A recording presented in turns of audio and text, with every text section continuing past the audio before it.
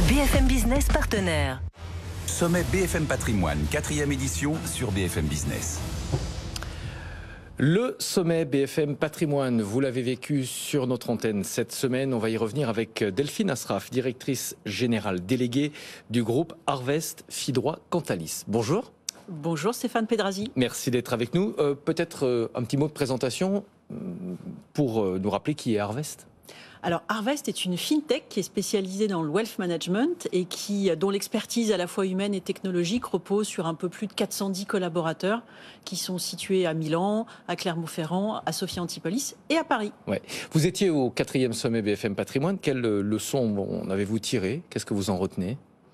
Alors je dirais que ce 4e sommet, si je devais en exprimer ou en sortir un mot, c'est peut-être le mot d'échange, avec à la fois une envie, un besoin d'échanger entre professionnels, d'échanger entre les professionnels, les créateurs de solutions d'épargne, et puis aussi les professionnels et les acteurs comme nous, qui sont des acteurs technologiques, qui sommes en capacité aussi de répondre à un certain nombre d'enjeux.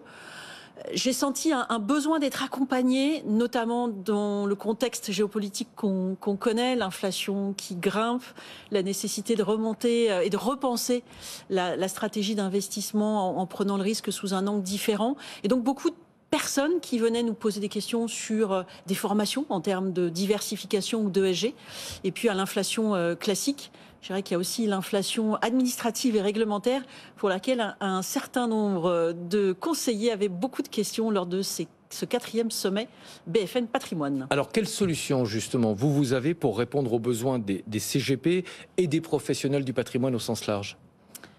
Alors je pense qu'il y a deux formations, solutions oui. qui sont importantes aujourd'hui. Je dirais un besoin de formation.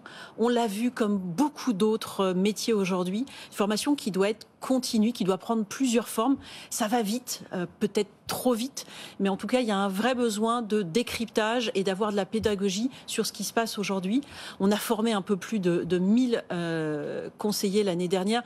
Il est fort à parier qu'on en forme un peu plus cette année. Et puis un besoin d'avoir du digital, mais du digital humain, c'est-à-dire du digital collaboratif qui permet à un conseiller d'échanger des informations avec son client.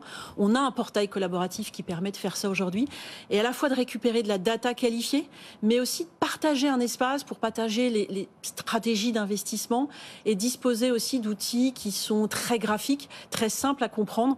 Dans le monde dans lequel on vit, cette pédagogie autour des investissements me paraît vraiment nécessaire. Comment est-ce qu'on construit aujourd'hui des solutions patrimoniales? Est-ce que votre approche a changé pour développer des offres?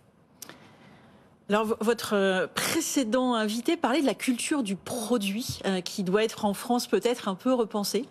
Je pense que c'est effectivement fondamental et pour cela, l'entreprise repose sur notamment une méthode qui est dite la méthode agile qu'on connaît plutôt depuis assez longtemps dans le développement informatique, mais qu'on a poussé assez loin puisqu'il y a 75% des collaborateurs qui fonctionnent en agile et l'agile c'est à la fois un cadre mais c'est aussi un état d'esprit qui repose sur deux piliers vraiment importants.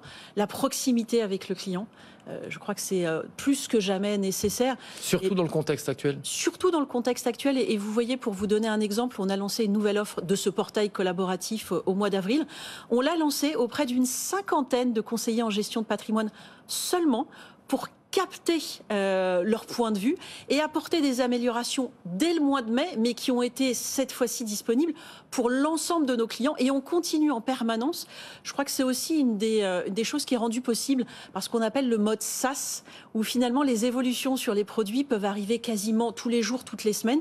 Et je crois que c'est important dans le contexte qui est le nôtre aujourd'hui d'être très réactif, parce que le deuxième pilier, c'est cette réactivité.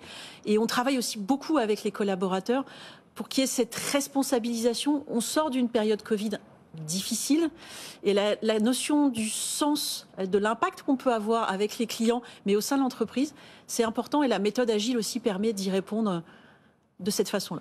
Merci beaucoup pour ces explications et merci aussi pour votre retour sur ce sommet BFM Patrimoine. Vous l'aviez vécu cette semaine avec nous également sur notre antenne. Delphine Asraf, directrice générale déléguée du groupe Harvest Fidroit Cantalis.